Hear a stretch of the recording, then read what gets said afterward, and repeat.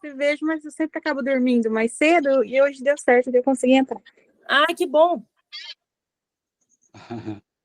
Legal, muito bom.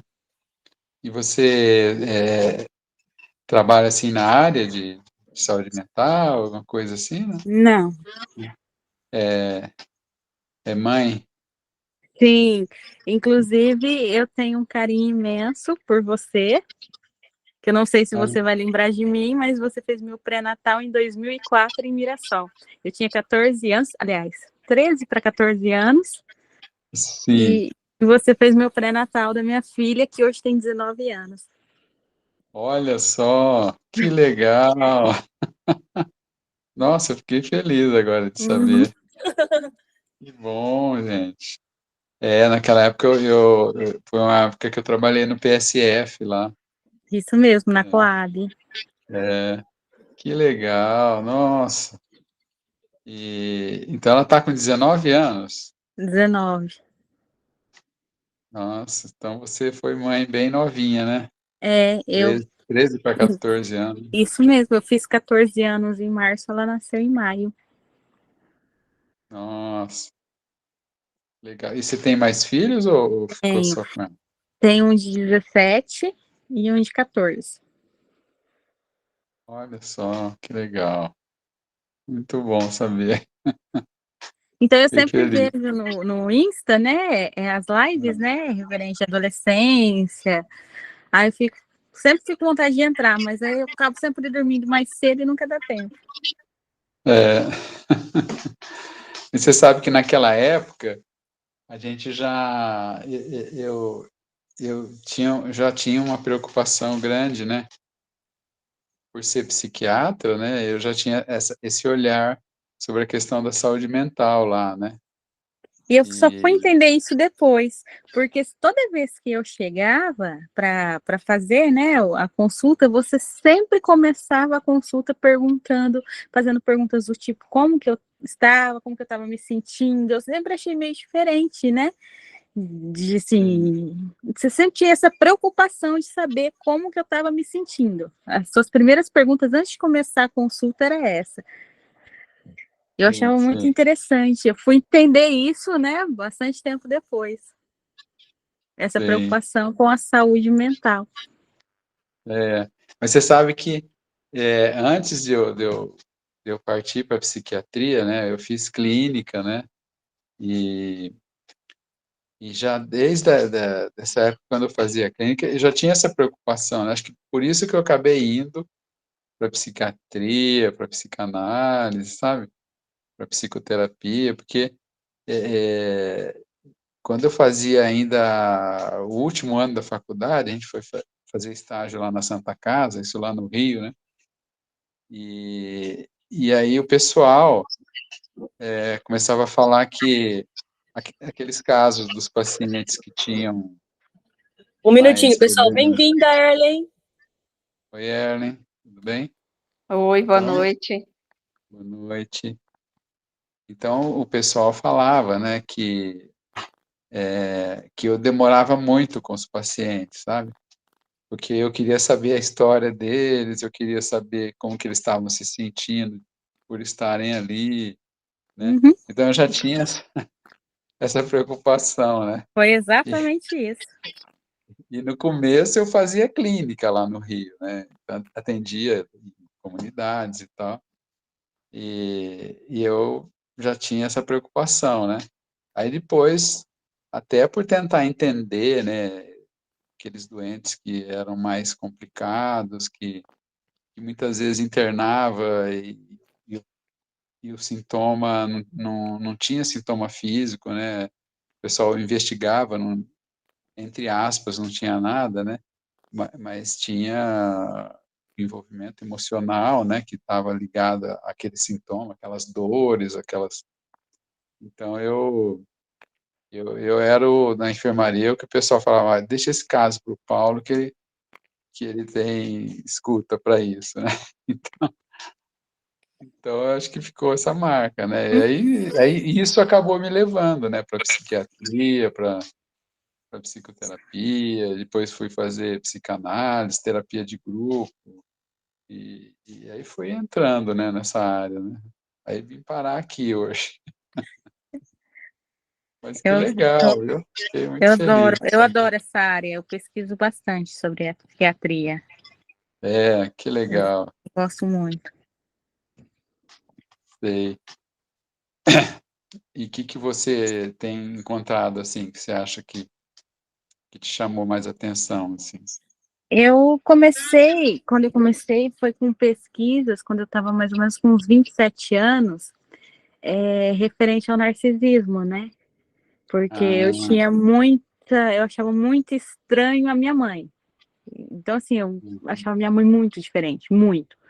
Enquanto a gente é criança, a gente não percebe, né? Porque a gente lida com aquela realidade que a gente vive, né? Pra gente sim, normal. É normal, aí quando você cresce mais que você vai vendo, peraí, mas a mãe de fulano não é assim, naquela família não é assim.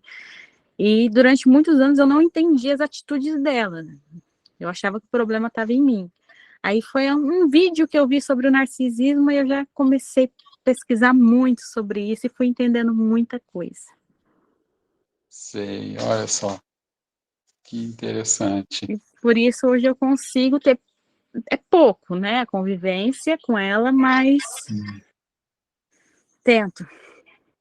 É, Eu vou até mas, onde dá. mas você sabe que essa coisa da criança que tem uma mãe que tem algum problema mental, emocional, assim, né? É muito comum isso que você falou. Eu achava que o problema era comigo, sabe? E eu trabalhei aqui no CAPS, no CAPS Centro, aqui em Rio Preto, que é o Centro de Atenção Psicossocial para Crianças, né? E a gente percebia muito isso, né? Quando a mãe tinha um problema, vamos supor, vou dar um exemplo, uma depressão mais severa, sabe? Tem aqueles períodos que a mãe não saía da cama e não fazia comida, não conseguia fazer nada, né? E as crianças tinha que vir alguém para ajudar, ou então as crianças tinham que se virar, né? Uhum, E, e aí num caso desse, tinha uma menina que ela tinha vários problemas, né? E ela sofria, né? E aí a gente escutando ela, escutando a mãe, né? Escutando a história dela, a gente descobriu que ela achava, se sentia culpada por a mãe ficar daquele jeito, que ela achava que uhum, era alguma arte que ela fez, que a mãe ficou muito chateada, que foi para a cama, né? E a criança tem uma tendência a puxar para ela isso, né? uhum. Entende? E aí a conduta nesses casos é a gente chegar e mostrar para a criança, né, que a mãe tem uma doença, que isso aí é um problema da mãe, né? E quando ela conseguiu entender isso, estou me lembrando aqui de um caso, quando ela conseguiu entender isso, os sintomas dela foram sumindo e aí ela ficou boa. Olha, E aí depois, mais para frente, ela falava, nossa, eu achava que era culpa minha o que ela tinha, entende? Então sim, ela que é o ficava meu muito mal. caso, porque tudo ela jogava assim pra cima de mim, tudo. Tudo que acontecesse na vida dela de errado, não, a culpa é sua. E eu sou adotada, né? Então, isso Ah, piorava mais ainda. Até os meus 4 anos, ela me tratava até melhor. Depois que ela me contou que eu era adotada, aí piorou, porque qualquer coisinha, nossa, mas por que eu fui que eu te adotar? Nossa, mas onde que eu estava com a minha cabeça no dia que eu fui te pegar para criar? Tanto que as pessoas perguntavam, ah, ela é sua filha? Ah, peguei para criar com 15 dias. Então, assim, tudo que acontecesse de errado na vida dela, uma discussão que ela tivesse com meu pai que não tinha nada a ver, ela falava, eu vou embora e vou te largar aí com a sua filha. Ah, porque você só gosta da sua filha. Ah, porque, sabe, tudo que eu sei, faço não valoriza, tudo que... Então, assim, a minha infância inteira foi ouvindo isso. Olha, se você tem alguma coisa é porque eu te peguei para criar. Porque senão você teria morrido, você teria ficado no orfanato, sabe? Ninguém te queria. Ah, mas se você não me obedecer, é porque você quer ser igual a sua mãe biológica, aquela que te deu embora, porque você, pra... para você eu não presto. Então, assim, era tudo isso que eu ouvi enquanto eu era criança dela, né? E eu achava que o problema Sim, estava em mim. Eu falei, nossa, eu vim para destruir a vida dessa família. sei. Então, foi Aí, bem difícil. aí até que você entendeu que era uma doença dela, né? Só que eu fui só Falar essas entender com coisas, 27 anos. que era um problema, que esse problema era dela e não seu, né? Uhum, Mas aí foi uma libertação para você também, né? foi. Até para conviver com ela, assim. Às vezes ela me causa alguns transtornos, então eu tento Sim. evitar o máximo, né? De, assim, Aham. de não ficar muito próximo. Mas então, assim, você ir lá visitar de vez em quando, até mesmo pelo meu pai, né? Porque ele nunca foi assim. Então, eu Sei. sempre passo lá para ver ele e tudo. Então, tendo o mínimo de contato, dá certo as coisas. Dura quando você tenta ter mais contato. É, Aí começa. é o limite, né? Uhum, É o seu limite, né? Você, não, eu posso até aqui, né? uhum, Além disso, não, para mim não dá, né? Não dou conta, né? Entende? Você uhum. pode dimensionar até mesmo isso, né? Para você se proteger também, É né? até onde eu consigo ter a minha paz. É. Onde tira a minha paz, eu já não Aham, adianta. Porque ela me cobra muita coisa, assim, porque ela joga na cara tudo. Então, vamos supor, enquanto a gente está conversando, tá, uma conversa legal, de repente, do nada, ela começa a misturar as coisas, sabe? Ah, porque quando você era criança. Mas até com os filhos biológicos, né? Ela tem dois biológicos. Até com eles. Esses dias atrás ela chegou, nossa, porque olha a mensagem que ele me mandou, e não sei o quê. Eu fui ver a mensagem, não tinha nada demais da parte dele. A única coisa que meu irmão cobrava dela, né, é, nossa, mãe, a senhora nunca me liga para, não manda uma mensagem para perguntar como que eu tô, é só para cobrar alguma coisa. Aí já entrou no áudio dela, aí na parte do áudio dela ela começa, não, porque quando você era pequeno, ele tem quase 50 anos, porque quando você era pequeno eu te dava isso, eu te dava aquilo, você sempre andou bem vestido, porque não sei o que, se não fosse eu. Aí eu falei, pera lá, eu falei, você é a mãe dele, tudo que você fez, você não fez mais do que tua obrigação, você colocou ele no mundo. Não, então você tá falando que eu tô errada. Aí ela já começa a vitimização, aí ela vai para casa de um, para casa de outro, que ela é vítima, que...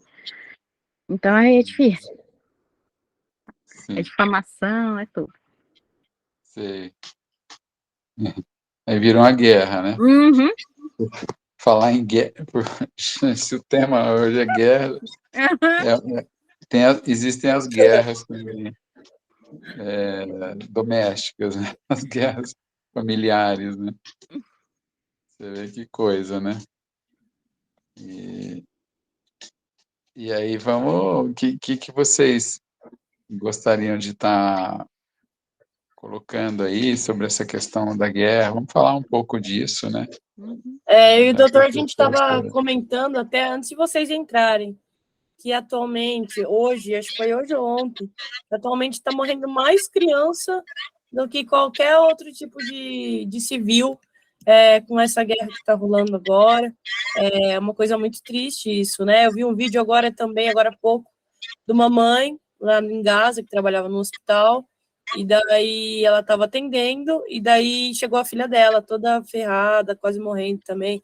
Então, assim, é uma situação muito triste, né, doutor, que mexe muito com a saúde mental de todos os civis, até de outros lugares do mundo, a questão da religião também. É bem complicado esse conflito, né? É. Uma coisa que eu vi é até um filósofo falando, né? Que ele estava falando, falando, não, era um artigo, e ele começa falando isso, né, no artigo lá, que agora ele mudou um pouco a, a crença que ele tinha na humanidade, né, de ver o que está acontecendo lá, né, que ele se sentiu assim, não me lembro a expressão dele, mas era essa a ideia, né, ficou mais desacreditado, né, do ser humano, né, porque ele não acreditava que o ser humano pudesse chegar a esse ponto, né, e realmente eles estão lá em Gaza, estão sendo bombardeados. Parece que a ideia dos israelenses é